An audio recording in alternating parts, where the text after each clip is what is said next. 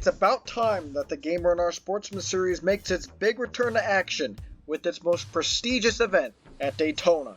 We're geared up for 40 laps of racing at none other than the world center of racing for the BODYARMOR 300.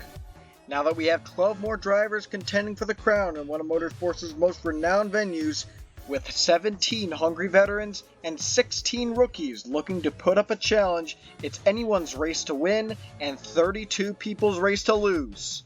We'll see who'll add their name in the history books alongside Anderson Reed as a winner in the season opener. Prepare to see one of the most aggressive, insane, heart-stopping races you've seen in a while, because these drivers are all competing for one of the most sought-after prizes in racing, a win at Daytona Beach. It's the biggest day of the season at the biggest stage in stock car racing. That's why it's so fitting that we begin right here, right now. The fans are amped up, the teams are ready. It's time to start Season 2 of GAMERNR. Before we start the race, we'll review who put up the fastest times in qualifying about a week ago to try and preview who has the speed to take on the high banks at Daytona International Speedway. To do this, NBR, YouTuber and producer of the show Driven to the Edge, will be reading off the starting lineup. Take it away, Noah. Let's begin with our front row, Colin Teague. Flying around this 2.5 mile track and topping the charts with a 48.346 second lap time. Behind him sits another veteran of the series, Kirsten Martinez at his number 28 Dodge. They'll both be searching for the first Daytona win, now the best view of the green flag. Residing in row 2 is Peter Onjak, making the return to the Junior Mints number 36. He starts alongside the highest starting bow tie, TSR's Kyler Sestrai in the pink and blue 42. Benedict Mirdo IV in the Bosch number 62, throwing back to Michael Schumacher's DTM Mercedes. And Aiden Martin's machine make up row 3. Ricky Freeman Jr. in the red, white, and blue car starts in row 4. He's paired up with Doge Borkington in the new number 1 wheelhouse car. Another rookie, Roberto Crown Jr., takes his number 21 car to 9th place. And alongside of him in row 5, we'll have Roger Ray driving for Nova Sport. 2 members of Season 1's championship podium in row 6. It'll be DJ Reed starting in 11th in the Drive Sober 69. And Evan Hunter hoping to start his title defense with a bang. Lotus Disparito in the 63 and Landon Thomas make up the 7th row. And behind them, another pair, featuring both a rookie and veteran of the series, Christian Vargas and Hector Garcia. A couple established drivers wanting that elusive Daytona win that both had things go wrong last year. In row 9, Mathis Wells and Zachary Liddell like to turn things around to get victory here at Daytona finally, at a track that seems to have eluded both of them over the last year. It's all Toyota in row 10. Lynn Bell driving for Slipstream and Skylar Taylor driving an old Slipstream number round out your top 20. Another Slipstream car and Anthony McClure starts 21st behind them.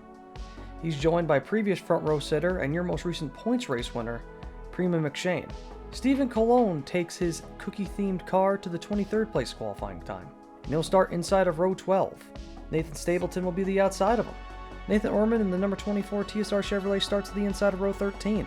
And then on the outside is the undefeated team in the BODYARMOR 300, the number 89 Ford driven by Aiden Smith. Can they keep that streak going? We'll have to find out. Lane Thomas in the number 45 will start to the inside in the 14th row. A defending pole sitter who is not able to replicate the same success in qualifying this year would like to take the number 02 to another one. Victor Nunez will start the race in the 29th place position, and Cody Goforth driving for JJ Motorsports will be to his outside in row 15. Nathan Chiani and Lexi Herman, they sit 31st and 32nd, and Jay Jefferson with a shockingly slow lap has said that he has got his car tuned up finally. He's ready to run some laps in the draft. He can truly find himself at the front of the race early and when it counts. With that out of the way, it's time for the big race as the drivers run 3 and 4 for the final time, everybody in the stands on their feet, anticipating the drop of the green to wave the start of 40 laps of nail-biting, close quarters drafting style racing. It's Teague and Martinez approaching the start-finish line side by side, 2 by 2. Here we go. Green flag is out. We're racing in the BODYARMOR 300.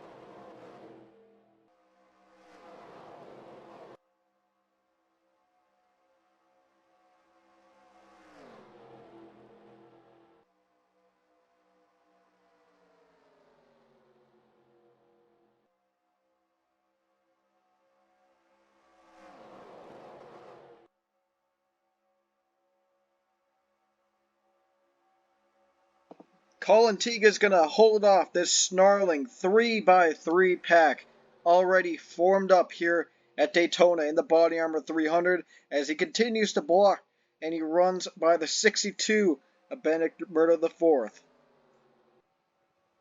As now with these engines at full song down the back straightaway for the second time, the 62 will make a move to the inside.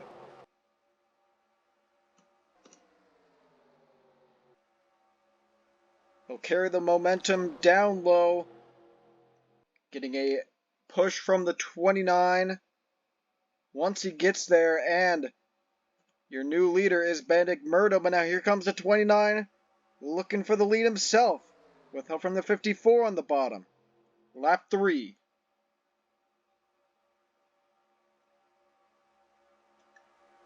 Already plenty of jostling for position. Just 3 laps into this event. Anthony McClure, once again, he's down low. Can he make a move? He'll try and move to the middle. He slots in back behind the 29, leaving plenty of room for the 25 and 24. Oh, but look at this. He'll cross over the 29 here.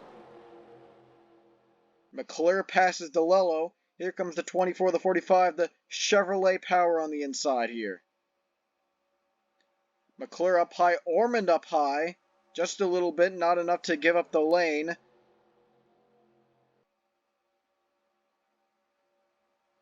I believe that will be the case this time as Thomas goes down low, 3 wide for the lead through 1 and 2. Keane's going to push that 45 out front. And behind him, look out, it's JJ Motorsports, Jay Jefferson, and Cody Goforth.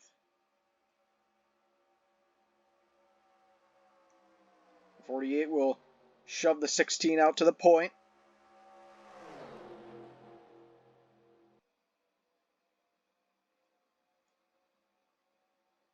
And off of turn 4, Keane will move up high to the middle, leaving room for Jefferson and Goforth to take their teamwork to the front. Behind them, it will be the 67 of Nathan Stapleton. Then it's another rookie, Lexi Herman. And behind her, a seasoned veteran in Evan Hunter. Here's Goforth, the 67. I'm not quite sure that he knew what the 84 was doing there for a second, but he's going to give a shove to the 84. He'll get out front. And the 67 tried to slide in behind the 48, but that would not have been a wise decision, as he is now subjected to the middle lane, the sucker hole between the top and the bottom. Herman gets put high. Evan Hunter is next. Look at the 48 in the wall there. And he's going to back the top lane up and maybe cause some separation between the two packs. We don't want to see this, especially after the 11-car race for most of Season 1's Body Armor 300 after Mathis Wells' spin.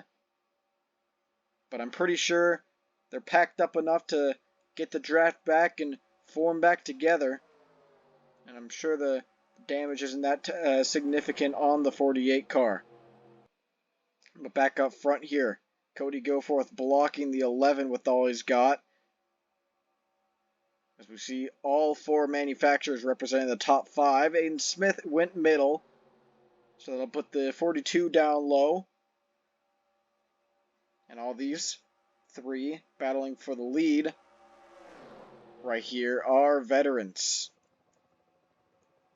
Not only are they veterans, they are veterans with plenty of success in Season 1.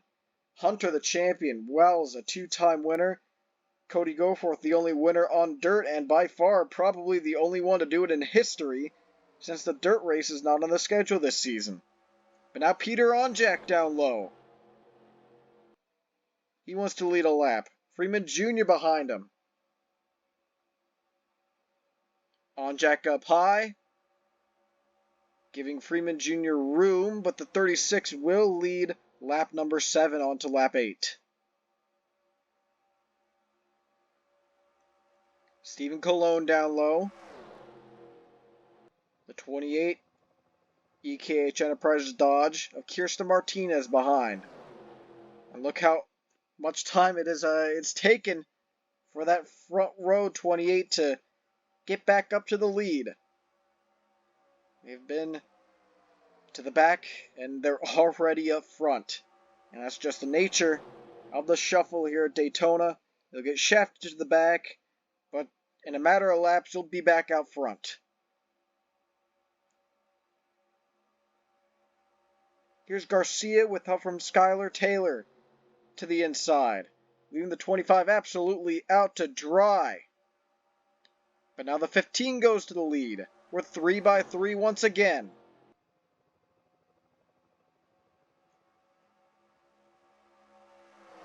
Pelagia the next in line, getting help from Christian Vargas, the 71. Plenty of Toyota power at the front of the field. Then next in line on the inside is a Ford, Doge Borkington.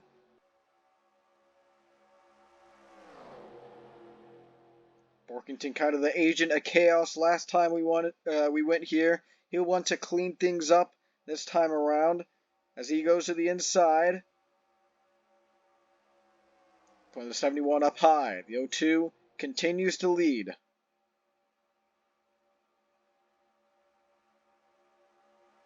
Ten laps into the Body Armor 300, and no clear-cut favorite yet.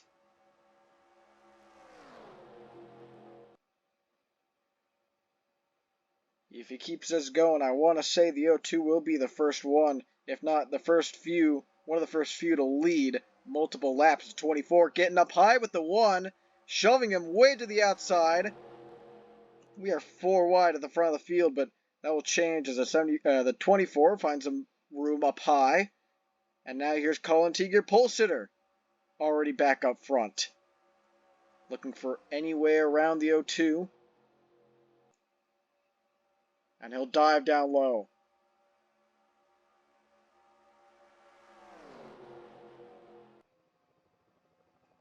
That was blocked by Pelagia, as Kiani got put middle by the 29. Lane Thomas already back up the front, as well as Lexi Herman, the 18 of Victor Nunez, making his first appearance of the day. And now here's Colin Teague. Pelagia is not going to be able to fend this one off. Teague's going to get the lead back.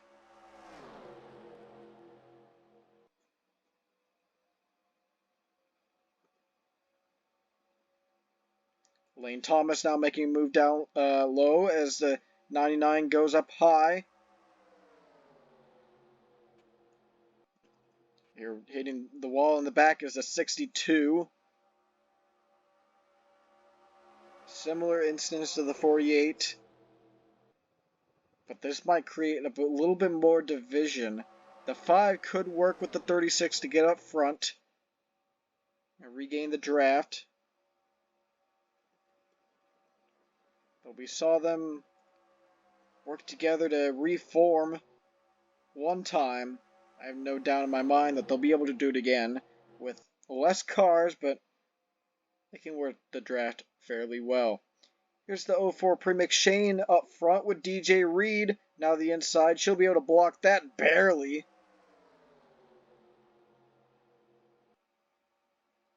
And look at that fake out by the 69. Got to the inside, but now leaving room for the 89 down low. And Aiden Smith is going to lead here. Now through 1 and 2 they go. He'll go up high. 84 now has room on the bottom. Help from Mathis Wells. Nathan Stapleton next in line.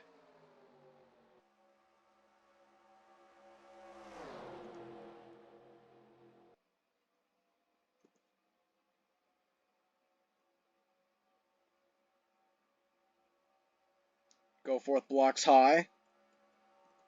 62 pretty much the only one to have lost the draft so far.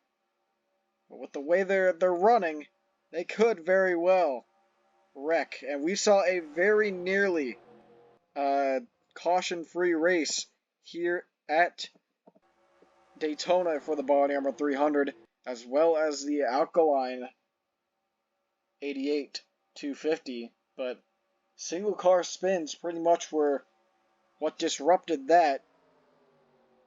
Now we have a field of 33 instead of 21. That's 12 additional entries, 12 more cars in this pack. That can cause something. Obviously, we want this race to go green as long as possible, and hopefully until the very end. But if I were Benedict Murdo, as long as I can avoid any upcoming accident, I would not be worried. As we saw what Anderson Reed did, he was out of it, it looked like, as we scroll through the field here. But he was able to make up so many spots on the restart. I believe it was 10 from 11th place from a spin in 2 laps. And he's able to get up to the front. Look at that run that the 11 had down the bottom. Stapleton able to block that. The inside definitely has the power here, as Hunter's going to use it. And there's Onjak and Martin in that same order. But they're going to take their run to the middle. The 36 is going to be able to block the 15, but the 5 will not. He will be put to that sucker hole, as well as Roger Ray. Unfortunately, both of them haven't really been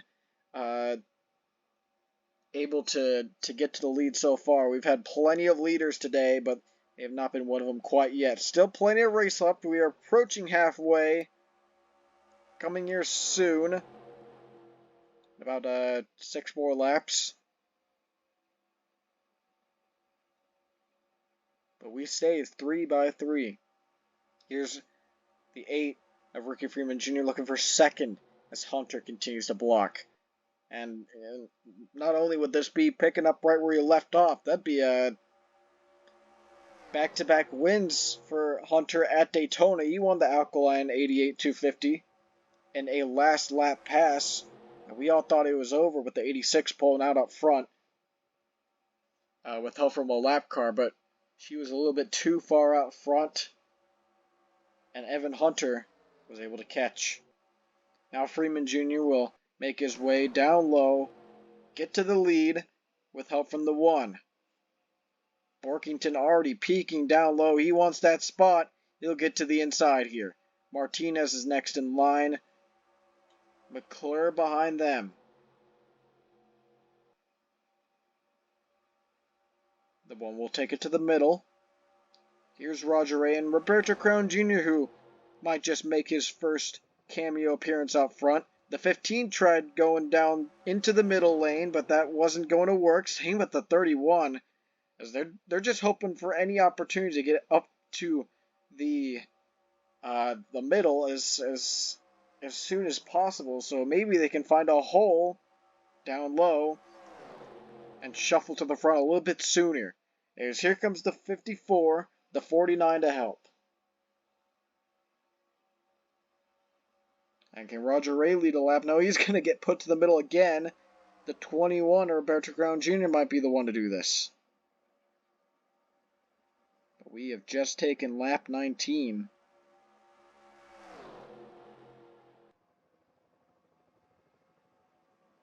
And with the 24 and 48 right behind him, we'll see what they'll be able to do. The 21 blocks up high, isn't able to completely block the 54. The 24 down low in the middle, and the 48 lower than that, 4 wide for the lead. And the 24 and the 48 rubbing on the quarter panels. They're getting close here. The 21 almost took by the 49, but they save it. We're still green. Orman leads that lap. Jay Jefferson next. Kiani's ready to poke his nose out front once again. Orman's able to block down low. No, he's not. 48's there. Now Kyler Sestrai, third in line, as Jefferson moves to the middle. Gets that Chevrolet help, but he'll shuffle to the back. The 16 is next to take the lead once more.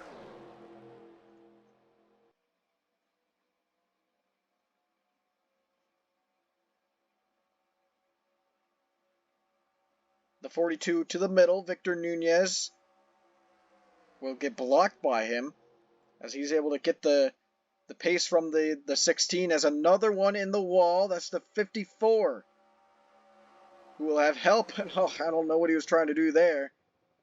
But he has help from behind. Everyone trying to scramble to get around him here. But they'll stick together.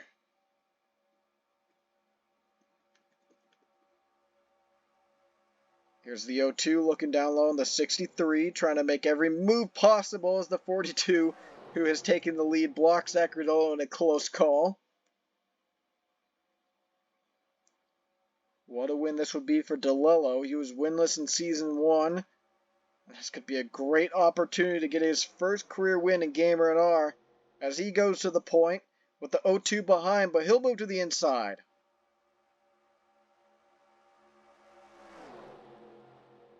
Pack was broken up for a little bit, but we're back together once more with a little bit of separation out back, but up front it's still as chaotic as ever.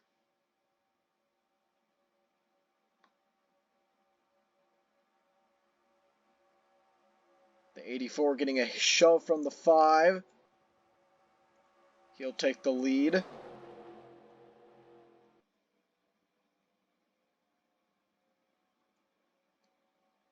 Pelagia, I don't know if there was any way he was going to be able to stay in line there. He moved to the outside from the middle.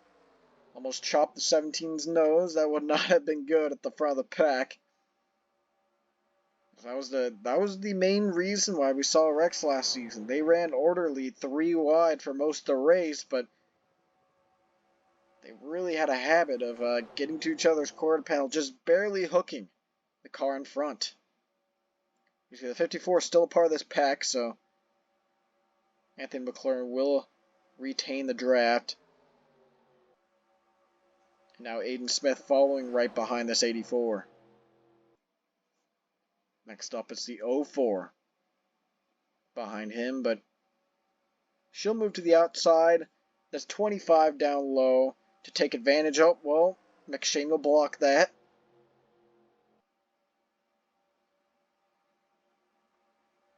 Now she'll make a move for herself for second.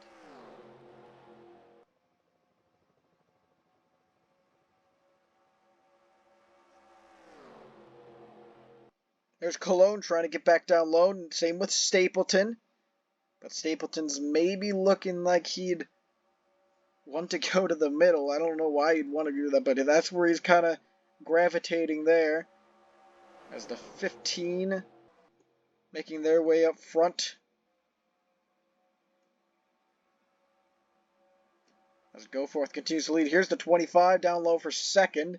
As that seems to be the battle right now. Goforth has been able to command this pack pretty well. 4 wide once again with the car on the wall. The 21 this time. And I'm not quite sure if they're going to be able to break away from that, but they will. There's plenty of drafting help back here. They're going to be able to catch back up. Yeah, we have not seen this before. Cars hitting the wall. Heading into turn number 1 as Cologne leads. This is something new. This might keep this race caution free. Oh! No, it might not! 89 nearly turned the 04. And they both saved it. Front 3 starting to pull away. The 28 with the problem. The 03 might have spun again. And we're spinning up front. It's the 5 and the 49. The caution is out. The 18's going to hit the wall. Come back down the track and get walloped by the 29. And for the first time today, we've got a caution in the Body Armor 300.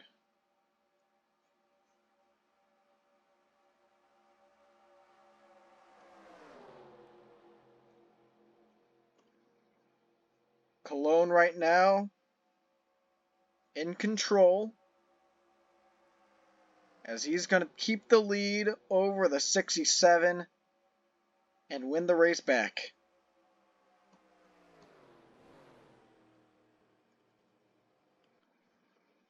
So apologies for missing that, as Mathis Wells seems to have been involved in another single car spin that we might have missed.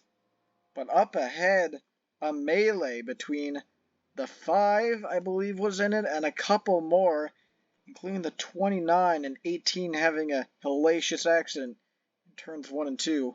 We'll get some replays of this one real quick. So I was looking back here suspecting that the 28 had a problem, but the 03 just want to move down low, and he's going to spin around off of her nose to the inside and very conveniently go down the pit lane. But up front, the 49 got into the 5, and Kiani's going to get in this probably. Let's see, he'll get up into the wall, but not in the same volume as the 18 did. And this is a big impact for DeLello as his day ends in heartbreak. As one of your fastest cars of the day is done. Try and get a better look at this one here. The 28 slow from the contact with the 03. That's what sends these guys around, the 5 and the 49. Pushed up right into them. And once again, I mean, this is a hard impact. DeLello was in some pretty hard crashes in Season 1. Those are starting to pile up, but ultimately really nowhere to go. That's just where the line is at Daytona, and want to get through it, but could not.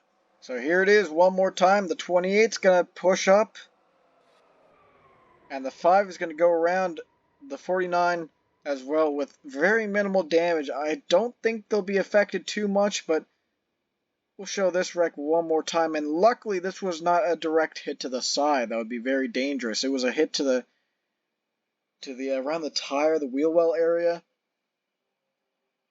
And luckily, these two drivers have gotten out of their cars okay. They'll be ready to pack up for Homestead with some new cars. So up front, it was the 25 of Steven Colon leading his way to the yellow flag. He'll lead them to the green. We'll be restarting with less than 10 laps remaining in the BODYARMOR 300. Alright, welcome back to the World Center of Racing, where the 25 of Steven Colon leads what has been a very stressful and chaotic race so far at this super speedway that has proven to be much more of a beast than it was last season.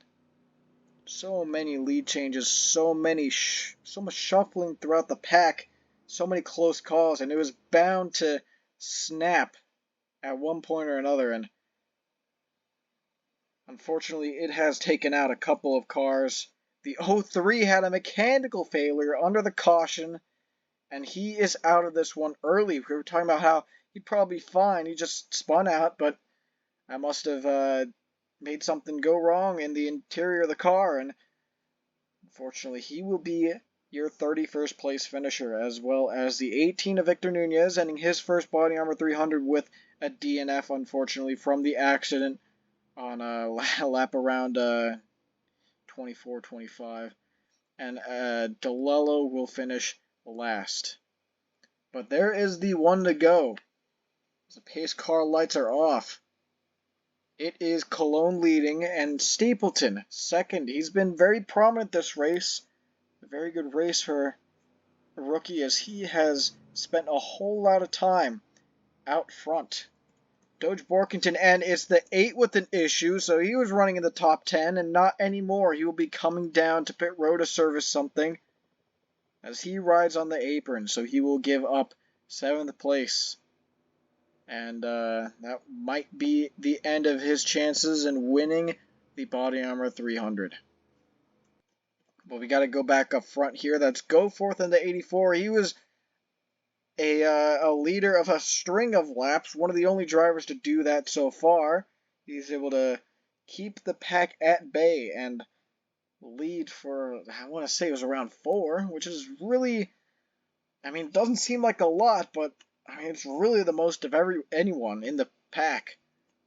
Here's the 15. Hasn't really been out front today in the lead, but we've made some cameo appearances up front. Same with Vargas, Hector Garcia, Anthony McClure has led some. Orman has made a whole lot of appearances up front, and McShane led for a little. There's Evan Hunter in in 11th place in the 11 car. He'll be hoping for a good result, coming back from a championship in his first race of his championship defense. Aiden Smith running in 12th. Peter Onjak 13th. Lane Thomas 14th. And DJ Reed, who came oh so close to this win in Season 1, just a lap away, sitting in the last car in the top 15. So we are back green at Daytona. Exactly 10 laps remain in this one. Already making moves is the 11 back there. The 1, the 54, the 24. Who saw the 54 go inside and said, I can one-up that. Makes it 3 wide. He'll be your first one to make that move so far on this restart. 84 up high. Here's the 15 making a move down the back straightaway on the 1 of Doge Borkington.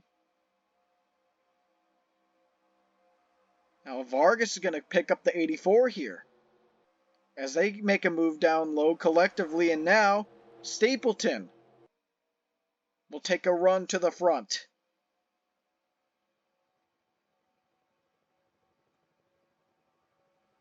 Hunter making moves to the inside, as he's been moving all over the place so far on this restart. 84 taking a peek to the inside of Vargas, but they work together fairly well on lap 32. And Evan Hunter making his way through the pack already. Started in 11th. Now he could be very well going to the lead here. I don't know. I think Vargas might be able to block this. No, he wasn't able to block the 84 down low. And now we're 3 wide back for the lead. Lane Thomas in line. Lindbell there as well. Thomas Pelagia looking for his 4th career win. His 2nd on a super speedway. Orman's going to take the lead here. 8 laps left. Now the 84. Kind of squeeze the 24 here, as they are rubbing for the top spot. Lane Thomas now to the point. The 17 will make a move down low here with help from a whole lot of Toyotas down there.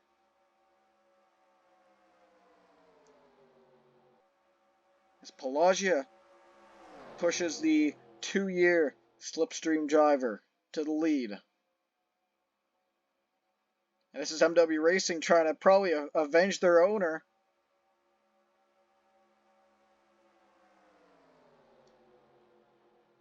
As he's already out of this race. They're probably looking to win. Pelagia down low here, taking the lead away from Bell. Lotus Desperito making moves back up here. Same with Landon Thomas. He had plenty of speed in the first Body Armor 300. Now he's making an appearance back up front. It'll be the 89 of Aiden Smith to help him. And Kirsten Martinez might have had that slip up earlier in this race, but she has brushed it off. She is back to contending. Thought I heard something back there, but I don't think I did. Oh, look out back with the 54-69. Will they be able to work this out as they rub, they touch? The 69-54 might very well get together somehow. They are going to save it. But the 84 on the wall, the 25 back there as well caught up in that. And unfortunately, that is 5 cars back there now. Coming to 5 laps to go. It will be the crunch time for those guys. Here's Aiden Smith making a move for the lead. And remember how Aiden Martin spun in that last caution. He's already back up here. Same can't be said for Roger Ray, who I maybe might be able to be picked up by this second pack, but he might have a little bit too much damage. We'll see. As this race is coming to a close here. Onjak making the move down low. Murdo the 4th making an appearance up front. Kiani's in line. McClure's in line. It's all about where you are in the pack and how it's timed. Sustrai might very well be in a good position. Same with Lexi Herman, Christian Vargas, Jay Jefferson. He's got a teammate behind him. And maybe don't even count out the possibility of another wreck. We do have green-white checkers, if needed.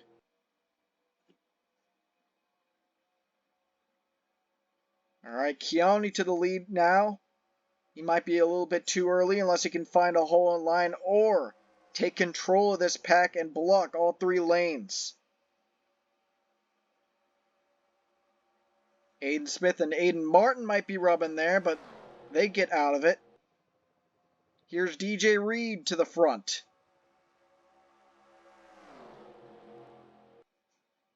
The 42 behind, will he make a move? The 53 relegated to the middle, the 71 getting pushed by the 48 here. And now your friends are where you find them, and Jay Jefferson might have found a friend and a teammate, but right now he in front of him, he pushes the 71.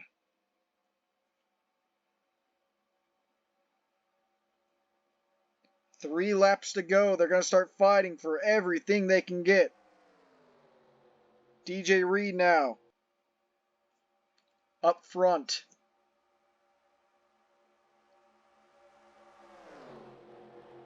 Vargas, can he get a push from the 25 to take this lead? Garcia now in line. Jefferson could very well find a hole, but he might be stuck up high. Here's Vargas.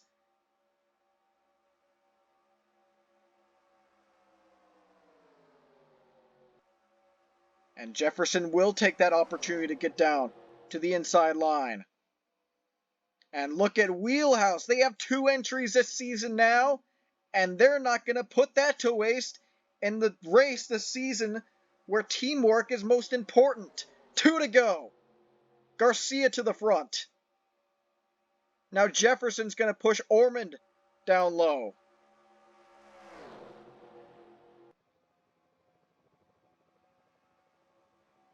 Anyone's game.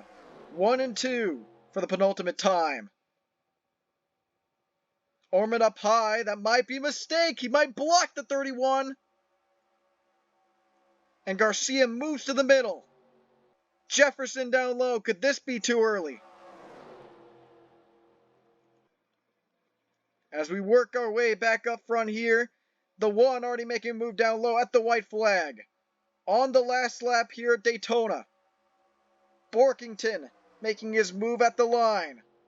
1 more lap remains in the BODYARMOR 300, the most important race of the season, the most prestigious race of the season. Martinez is going to shove Colin Teague out front. Both Wheelhouse cars side by side for this victory. Can Stapleton make a move to win this race? They've got Dodge Power on the inside. Can he block this one? Can Teague make a move down low and seal the deal? He will be able to. Now it's just turn 4 that remains as he works his way through the final 2 corners with a good gap over second. Colin Teague will pull away with the win in the second BODYARMOR 300 as he comes to the line a winner at Daytona.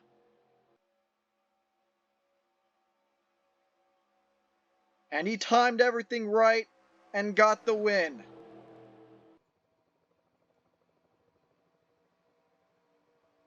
Made those moves with his teammate Doge Borkington, and Wheelhouse will get a double top 5 in this race, with Borkington finishing 5th. Between them, it is Stapleton, Hunter, and Lynn Bell, who all put on great shows here today. Stapleton, we thought, was out of it after that wall hit, but he came back to a runner-up. Though for McShane in 6th. Hector Garcia found his way up to the front late. 7th for him. Martinez in the 28 ends up 8th. And it's the 45, Elaine Thomas 9th, Kyler Sustry in 10th. Jay Jefferson could have been there at the end, but he was a little bit too early. Cody Goforth there as well in 12th. So very respectable results for the JJ Motorsports guys. This would have been pretty bad in Season 1, but this is the top half of the field for Season 2. Skylar Taylor, nothing to hang their head about in 13th. Nathan Norman 14th. Thomas Bellagio 15th. Showed some good speed. And Aiden Martin, after getting spun, earlier in the race. Ended up 16th, and while it's no Anderson Reed story, it's definitely a way different environment in Season 2 than it was in Season 1. A very good finish for him for going around the midpoint. Aiden Smith 18th, Nathan Chiani 8th, probably a more disappointing result for him. He was very strong today. He ends up 19th, and Christian Vargas 20th. So that will be the end of the Body Armor 300, as we've only had 3 DNFs that were discussed earlier, and Ricky Freeman Jr. had to stay on pit road for the rest of the race. Ultimately could not finish on the lead lap. 9 laps down for him, and Roberto Crown Jr. lost the draft somewhere.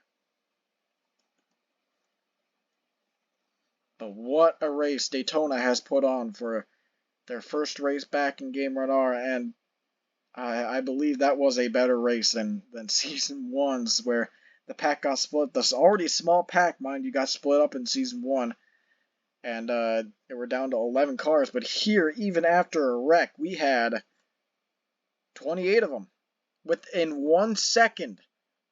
And like I said, it was anyone's game at the very end. But in the end, Colin Teague emerged victorious in his Duracell Ford with teamwork from newly signed Doge Borkington. That was able to get him the victory. And what a start to the season this is.